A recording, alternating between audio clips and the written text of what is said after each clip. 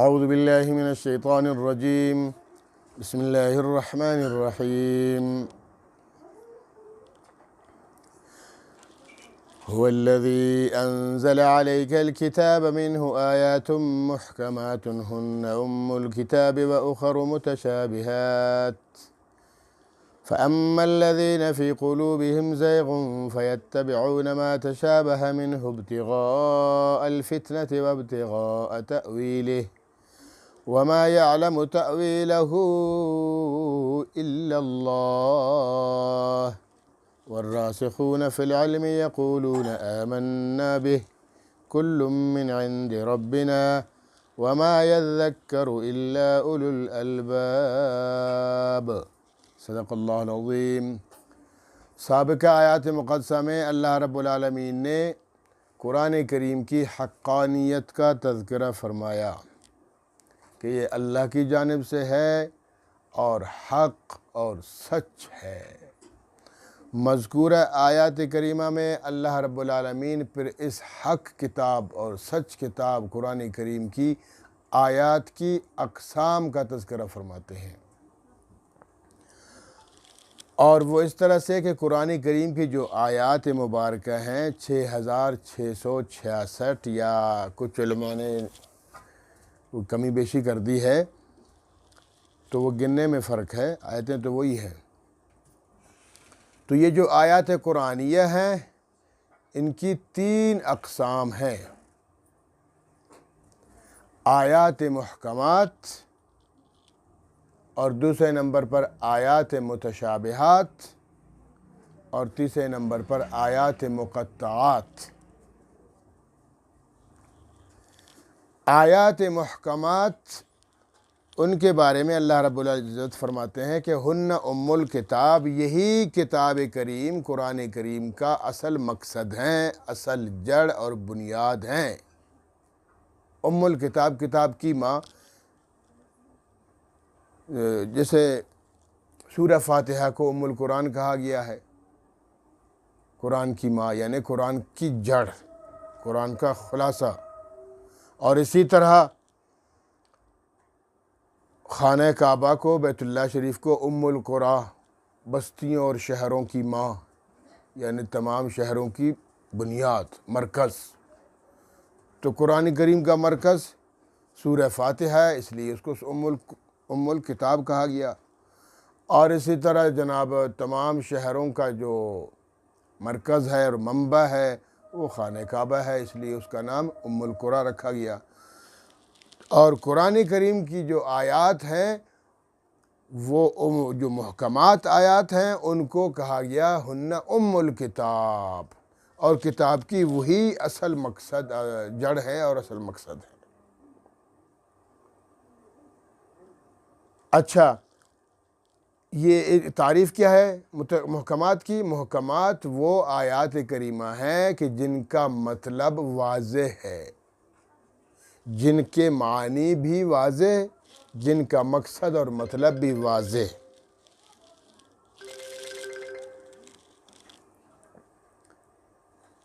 تو اب دوسرے نمبر پر جو دوسری آیتیں ہیں آیات متشابہات۔ آیات متشابہات وہ آیات کریمہ ہیں کہ جن کے معنی تو واضح ہیں لیکن ان کا مقصد اور مفہوم واضح نہیں ہے۔ اور تیسرے نمبر پر آیات مقطعات ہیں۔ آیات مقطعات کے نہ معنی واضح ہیں نہ مطلب اور مفہوم واضح ہے۔ دیکھیں، آیات مقطعات یہ صرف 29 سورتوں کے شروع میں یہ آیتیں آئی ہیں۔ کیا؟ جیسے الف لام میم، الف لام میم را،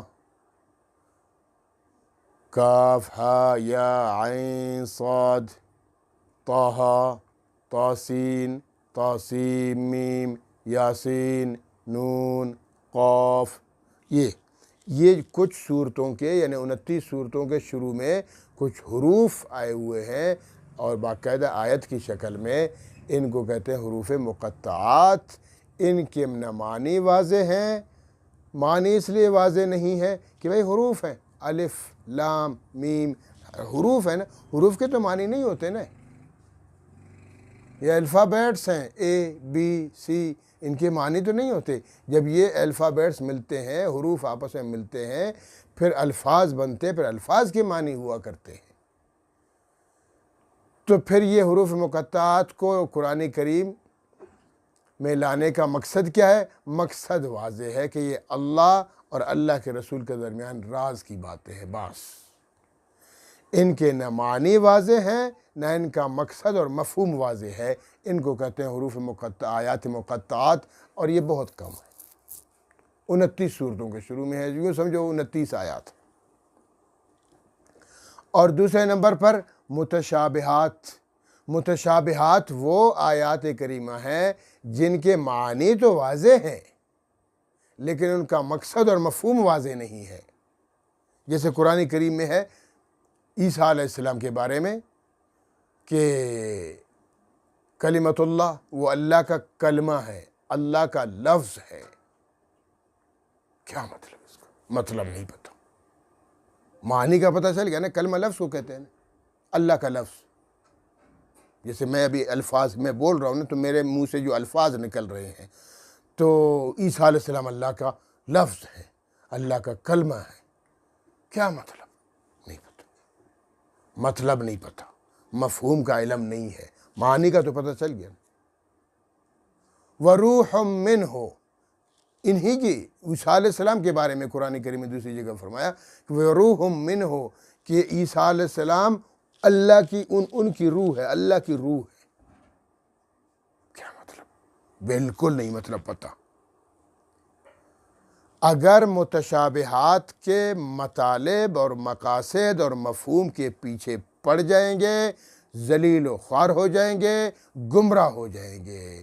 اس کے بارے میں اللہ تعالیٰ بتاتے ہیں کہ بس تمہارا کام صرف یہ ہے کہ ان آیات پر بھی ایمان لے آؤ، حروف مقطعات پر بھی ایمان لے آؤ، آیات مقطعات، اور پھر آیات متشابہات پر بھی ایمان لاؤ۔ بس ان کے مطلب کے پیچھے مت پڑو، پڑ جاؤ گے گمراہ ہو جاؤ گے، ذلیل و خوار ہو جاؤ گے، عقیدہ بدل جائے گا، نیت بدل جائے گی، اور گمراہی مقدر بن جائے گی۔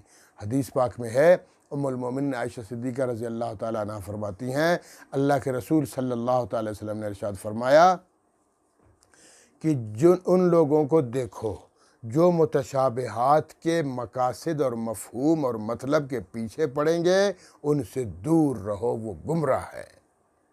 بخاری شریف کے حدیث۔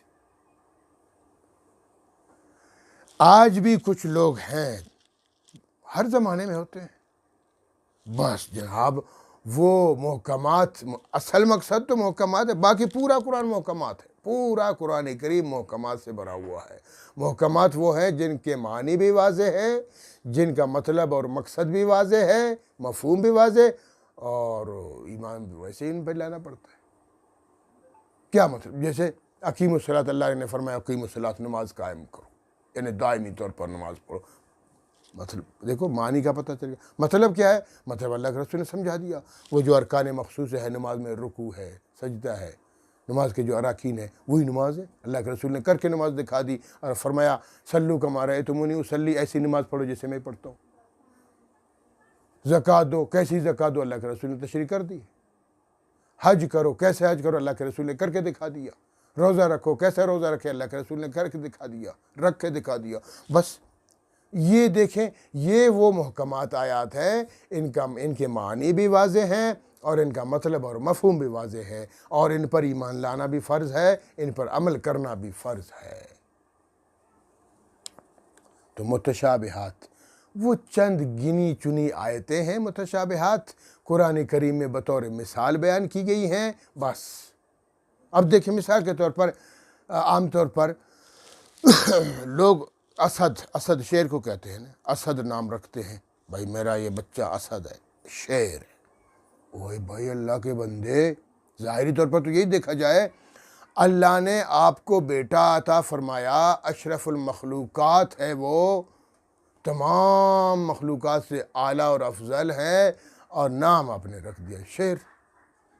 شیر تو بالوں سے بھرا ہوا ایک جانور ہے، ایک درندہ صفت جانور ہے، چیر پھاڑنے والا جانور ہے، اور جناب بڑی دم ہوتی ہے اس کے پیچھے، اور چیر پھاڑتا ہے جانوروں کو، کاٹتا ہے، بڑی دہشت ہے اس کی، اور آپ نے نام رکھ دیا اسد، جبکہ اللہ کے رسول نے بھی اسد نام رکھ دیا جناب حضرت علی کرم اللہ وجہہ کا، اسد اللہ الغالب، شیر، صرف شیر نہیں، وہ شیر جو غالب ہے، غلبہ پانے والا ہے،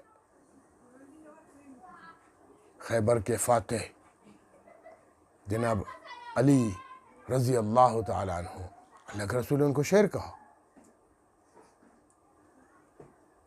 جیسے خالد بن ولید کو تلوار کہا، اللہ کی تلوار، سیف اللہ، خالد بن ولید اللہ کی تلوار ہے، جہاں جاتے تھے تباہی مچاتے تھے، 120 جنگیں لڑی، 120 جنگوں میں ایک میں بھی شکست نہیں کھائی، ہر جگہ فتح ہی فتح، فتح ہی فتح، اللہ کی تلوار ہے بھائی۔ تو اللہ کے رسول نے حضرت علی کو اسد کہا، شیر کہا، ہم بھی شیر کہتے ہیں، اور ہماری اجمی زبانوں میں بھی شیر نام رکھتے ہیں نا، شیر، اسد اللہ نام رکھتے ہیں نا ہم لوگ، اللہ کے شیر، ویسے بھی کہتے ہیں یار بڑا شیر ہے، کیا مطلب بھائی؟ ایک مثال ہے بس۔ کیا یہ چیر پھاڑتا ہے؟ نہیں۔ کیا یہ اس کا جسم بالوں سے بھرا ہوا؟ نہیں۔ کیا پیچھے اس کی بڑی دم لگی ہوئی؟ نہیں۔ کیا یہ بہت بڑا ظالم ہے؟ نہیں۔ تو پھر نام کیوں رکھا؟ بھائی شیر میں ایک صفت ہے، ایک وصف ہے، ایک خوبی ہے، ایک کمال ہے، وہ ہے بہادر۔ شیر بہادر جانور ہے، وہ کسی سے ڈرتا ورتا نہیں ہے، جو اونٹ آئے بھی مار دیتا ہے اس کو، گائے آ جائے، بیل آ جائے بھی تباہ کر دیتا ہے، گھوڑے کو بھی کاٹ دیتا ہے، اور ہاتھی بڑا، جو ہاتھی کے اوپر بیٹھ جاؤ پوری محفل بیٹھ جاتی ہے، اتنا بڑا جانور ہے، بس شیر کافی ہے اس کے لیے، اتنا بڑا بہادر ہے، جسم میں چھوٹا سا، لیکن ہاتھی بھی اس سے ڈرتا ہے، کیوں؟ بہادر ہے، بس اس بہادری کی وجہ سے لوگ اس کا نام رکھتے ہیں، لیکن اس کا یہ ہرگز مطلب نہیں ہے کہ چیر پھاڑتا ہے، میں نے نام اس لیے رکھا، نہ۔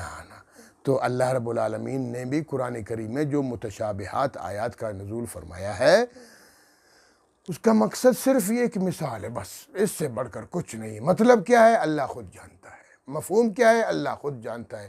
ہمیں منع کیا گیا ہے کہ تم ان کے پیچھے مت پڑھو، آیات متشابہات کے پیچھے مت پڑھو، آیات مقطعات کا معانی اور مطلب کے پیچھے مت پڑھو، گمراہ ہو جاؤ گے، بس۔ تو بہت سے لوگ ایسے ہیں جو پیچھے پڑ جاتے ہیں، آج کل ہے جناب یہ جہلم کا جو پلمبر ہے، اس کو اور کچھ نہیں آتا، بس انہی چیزوں کو چھیڑتا ہے، یا وہ جو چھپ گیا ہے ملیشیا میں جا کے، غامدی صاحب، جاوید غامدی، اس کو اور کام ہی نہیں ہے، یہی آیات متشابہات کو چھیڑنا، لوگوں کو گمراہ کرنا۔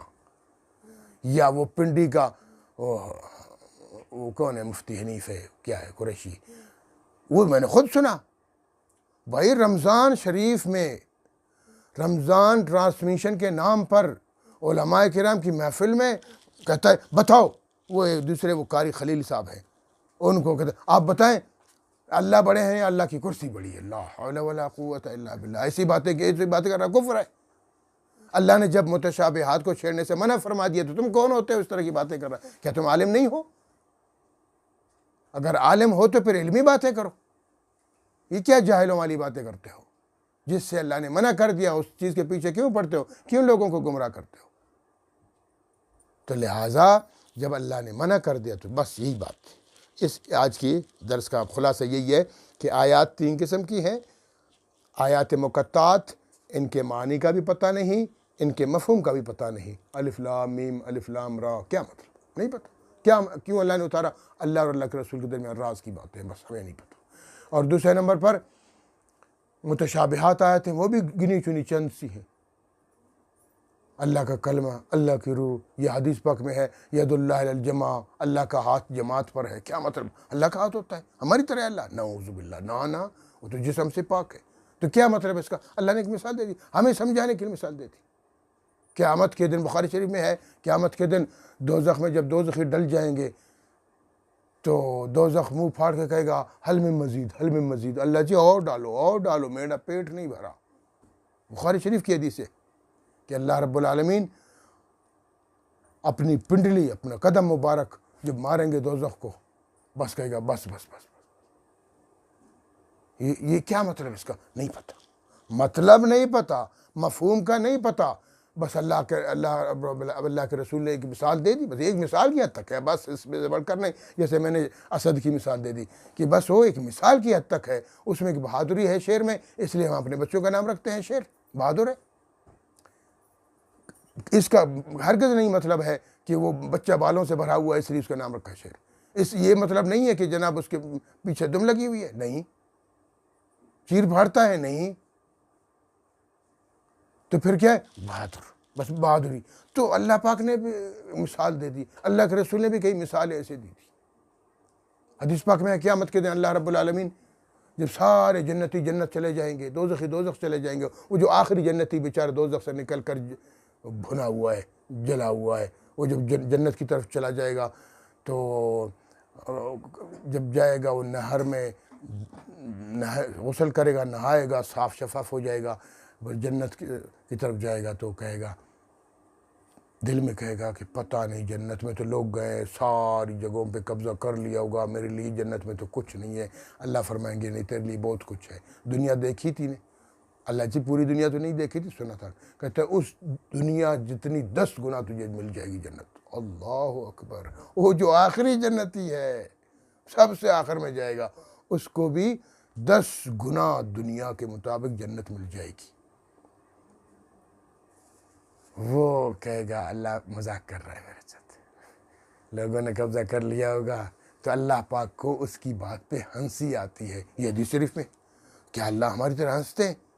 نہیں، اللہ تو ان چیزوں سے پاک ذات ہے، تو پھر کیا مطلب اس کا نہیں پتہ، بس مثال دے دی گئی، آگے نہیں پتہ۔ دیکھو بچے کو بچے کے مطابق مثال دی جاتی ہے، کم علم کو کم علمی کے مطابق مثال۔ اب ہمارا علم تو اللہ کے علم کے حساب سے فل زیرو ہے، ختم، کم ہے، اللہ کا علم تو وسیع کرسی السماوات والارض، اور ولا یؤودہ حفظہما، اور ولا یحیطون بشیء من علمہ، اللہ کا علم اتنا وسیع ہے کہ اللہ کا علم پوری کائنات کے علم پر وسیع ہے، اور اللہ کے علم پوری دنیا کے علم کو احاطہ کیا ہوا ہے۔ ہمارے پاس تو کچھ علم بھی نہیں، بس چونکہ ہم کم علم ہیں، اللہ نے ہمیں ایک مثال دے دی، بس قرآن کریم میں اللہ کے رسول کو بتا دیا، اللہ کے رسول نے مثال دے دی، اس حد تک، اس سے بڑھ کر کچھ بھی نہیں ہے۔ اصل چیز محکمات ہے، محکمات کو پڑھو، محکمات کی تلاوت کرو، محکمات کو سمجھو، محکمات کا مفہوم مطلب پہچان لو اور پھر عمل کرو، بس یہ ہے مقصد قرآن کریم کا۔ اس لیے فرمایا هو الذی انزل علیک الکتاب، وہ اللہ الذی وہ ہے، انزلہ جس نے اتاری، علیک آپ پر، الکتاب قرآن کریم، اللہ نے آپ پر کتاب اتاری میرے پیغمبر، اللہ تو وہ ہے۔ اب یہ کتاب کون سی ہے؟ منہ آیات محکمات، جن میں سے کچھ آیتیں ہیں وہ ہیں، کچھ نہیں، اکثریت جو محکمات ہیں۔ محکمات کا مطلب یہ، ان کا مطلب بھی واضح ہے، ان کا مفہوم بھی واضح ہے، تو ان کو پڑھو، ان کی تلاوت کرو، ان پر عمل کرو۔ ہن ام الکتاب، اور یہی محکمات والی جو آیتیں ہیں، یہی ام الکتاب ہیں، یہی کتاب یعنی قرآن کریم کی بنیاد ہیں، مرکز ہے، خلاصہ ہے، اصل مقصد ہے۔ اور دوسرے نمبر پر فرمایا وَأُخَرُ مُتَشَابِهَاتٌ، اور کچھ وہ ہیں جو متشابہات ہیں، یعنی کچھ آیتیں متشابہات ہیں۔ متشابہات کا مطلب کیا ہے؟ بس ایک مثال دی ہوئی ہے، ان کا مطلب واضح نہیں ہے، بس مثال کے طور پر، اور کچھ بھی نہیں ہے۔ فَأَمَّا الَّذِينَ فِي قُلُوبِهِمْ زَيْغٌ، کچھ لوگ وہ ہوتے ہیں جن کے دلوں میں کجی ہے۔ فَأَمَّا الَّذِينَ، تو جو لوگ، فی قلوبہم، جن کے دلوں میں، زیغن، کجی ہے، وہ ٹیڑے لوگ ہیں، ٹیڑے مزاج کے، ٹیڑے جہلمی جیسے، وہ غامدی جیسے لوگ، تو وہ کیا کرتے ہیں؟ فَيَتَّبِعُونَ، وہ اتباع کرتے ہیں، وہ پیروی کرتے ہیں، ما تشابہ، متشابہات کی۔ جو متشابہات آیتیں ہیں نا، ہاں اللہ نے کہا عیسیٰ علیہ السلام اللہ کی روح ہے، تو اس کا مطلب یہ ہے کہ روح ہے، بس وہ تو پھر عیسائی تو ٹھیک کہتے ہیں نا، وہ اللہ ہی ہے، لا حول ولا قوت۔ جبکہ باقی قرآن کی آیتیں دیکھو، اللہ تعالیٰ کیا فرماتے ہیں؟ اللہ تعالیٰ واضح فرماتے ہیں، ان ہو الا عبد انعمنا علیہ، وہ تو ہمارا ایک بندہ ہے، اس پر ہم نے نعمتیں کی ہیں۔ نعمتیں تو تمام پیغمبروں پہ اللہ نے کی ہے، بس اس طرح کی جھوٹی باتیں بتانا خلاف اولا نہیں بلکہ کفر ہے۔ کیوں ایسا کرتے؟ ابتغاء الفتنہ، فتنہ پیدا کرنے کے لیے، وہ ابتغاء تعویل، اور تلاش کرنے کے لیے ان کا تعویل مقصد، ان کا مقصد، ان کا مفہوم کی تفتیش۔ وہ بھائی کیسے تفتیش کر سکتے ہو، کیسے مطلب معلوم کر سکتے ہو؟ اللہ فرماتے ہیں وما یعلم تاویلہ، ایسی متشابہات آیات کی تعویل کوئی نہیں جانتا، وما یعلم کوئی نہیں جانتا تاویلہ، ان کی تعویل، ان کا مفہوم، ان کا مقصد کوئی نہیں جانتا، الا اللہ، مگر اللہ کے سوا ان کو کوئی نہیں جانتا۔ تم ان کے پیچھے مت پڑو، پڑ جاؤ گے تو گمراہ ہو جاؤ گے۔ والراسخون فی العلم، اور جو مضبوط علم والے، مضبوط عقیدہ والے، مضبوط ایمان والے، راسخ مضبوط فی العلم، جن کا علم مضبوط ہے، یقولون وہ کہتے ہیں آمنا بہ، اے اللہ ہم ان پر ایمان لاتے ہیں۔ بس ایمان لانا متشابہات پر بھی فرض ہے، مقطعات بھی فرض ہے، محکمات پر بھی فرض ہے، باقی محکمات پہ عمل کرنا فرض ہے، ان پر نہیں۔ وہ بس ایمان لاتے ہیں۔ اور وہ کیا کہتے ہیں کل من عند ربنا، سب رب کی طرف سے ہے، محکمات ہیں وہ بھی رب کی طرف سے، متشابہات ہیں وہ بھی رب کی طرف سے۔ وما یذکر الا اولو الالباب، تو نصیحت حاصل نہیں کرتے ہیں، وما، اور نہیں، یذکر نصیحت حاصل کرتے ہیں، اور نصیحت حاصل نہیں کرتے ہیں الا مگر اولو الالباب، عقل مند لوگ نصیحت حاصل کرتے ہیں قرآن سے۔ جو بے عقل، بے وقوف قسم کے لوگ ہیں وہ پھر متشابہات کے پیچھے بڑھتے ہیں۔ ربنا لا تزغ قلوبنا بعد اذ ہدیتنا، اللہ تعالیٰ فرماتے ہیں رب کہ اس طرح دعا کرو، جو نیک لوگ ہیں وہ اس طرح دعا کرتے ہیں، ربنا، اے ہمارے رب، لا تزغ قلوبنا، ہمارے دلوں کو مت پھیریے، ہمارے دلوں کو ٹیڑھا مت کیجیے گا، بعد اذ ہدیتنا، جب کہ تو نے ہمیں ہدایت عطا فرمائی، تو نے اللہ ہمیں ہدایت فرمائی ہے، ہم تیرا شکریہ ادا کرتے ہیں۔ اب ایسا نہ ہو کہ شیطان حملہ کر دے، وسوسہ ڈال دے، توہمات اور خیالات بدل دے، اور پھر ہدایت سے ہٹا کر گمراہی میں لے جائے۔ اے اللہ اس سے ہم پناہ مانگتے ہیں، اے اللہ ہمیں ہدایت کے بعد گمراہ مت کیجیے گا۔ وما یذکر، آگے فرمایا وہب لنا من لدنک رحمہ، اور اے اللہ اپنی طرف سے ہمیں بخش دیجئے، اپنی رحمتیں ہم پر برسا دیجئے، ہمیں علم عطا فرمائیے، ہمیں عقل سلیم عطا فرمائیے، ہمیں سب کچھ عطا فرمائیے، بخش دیجئے ہم پر، انک انت الوہاب، بے شک تو ہی تو بخشنے والا ہے۔ ربنا انک جامع الناس، رب اے ہمارے پروردگار، انک بے شک تو جامع الناس، لوگوں کو جمع کرنے والا ہے، لیومن ایک ایسے دن میں، لا ریب فیہ کہ اس کے آنے میں کوئی شک نہیں ہے، محشر کا میدان ہے، اس کے آنے میں کوئی شک نہیں، وہ دن آئے گا، اس دن حساب کتاب ہوگا، نیکیوں پر جنت ملے گی، برائیوں پر اور کفر پر دوزخ میں جانا پڑے گا، لا ریب فیہ، اس کے آنے میں کوئی شک نہیں ہے۔ ان اللہ لا یخلف المیعاد، کیونکہ اللہ رب العالمین وعدہ خلافی نہیں فرماتے، یہ اللہ ہے، تمہاری طرح تھوڑا ہی ہے کہ بس وعدہ کر لیا اور بھول گئے، وعدہ کر لیا اور نبھایا نہیں، یا وعدہ کر لیا پتہ نہیں چلا، نہ، اللہ رب العالمین وہ ذات عالیہ ہے کہ وہ جو وعدہ فرماتے ہیں پھر پورا کرتے ہیں۔ بے شک ان اللہ، بے شک اللہ تعالیٰ لا یخلف، مخالفت نہیں فرماتے ہیں میعاد، وعدوں کی، جو وعدہ فرماتے ہیں پورا کرتے ہیں۔ اللہ کا وعدہ ہے قرآن میں، تم مر جاؤ گے، مرنے کے بعد محشر میں تمہیں دوبارہ زندہ کروں گا، حساب کتاب لوں گا، ایمان پر، اچھے اعمال پر جنت دوں گا، اور کفر پر اور بد اعمالیوں پر دوزخ میں پھینکوں گا۔ اللہ رب العالمین ہمیں پورے قرآن کریم پر ایمان لانے کی توفیق عطا فرمائے، اور جو محکمات آیات ہیں ان پر عمل کرنے کی توفیق عطا فرمائے۔ وآخر دعوانا الحمدللہ رب العالمین۔